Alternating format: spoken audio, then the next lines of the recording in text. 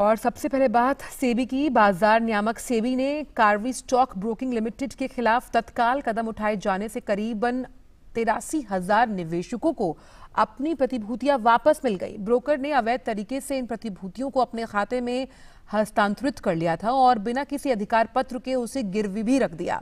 बाजार विशेषज्ञों के अनुसार मामले में समय पर कार्रवाई काफी अहम है। ऐसा अगर नहीं होता तो कर्जदाता गिरवी रखी प्रतिभूतियों को भुना सकते थे। सेबी के इस कदम से पीएमसी बैंक जैसी स्थिति को टालने में मदद मिली है।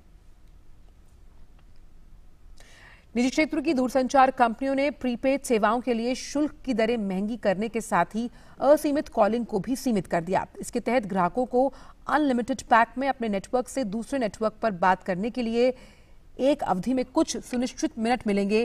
प्लान की अवधि के लिए तय वॉइस कॉल के मिनट पूरे हो जाने के बाद ग्राहक को दूसरे नेटवर्क पर कॉल करने के लिए प्रति मिनट 6 पैसे का शुल्क देना होगा।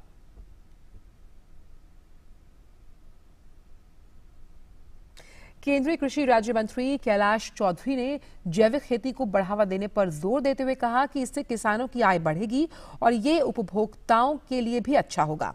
उन्होंने ये भी कहा कि केंद्र सरकार पारंपरिक कृषि सुधार कार्यक्रम के तहत देश में जैविक खेती आधारित कृषि को बढ़ावा दे रही है और ये स्वास्थ्य एवं किसानों के लिए लाभकारी है।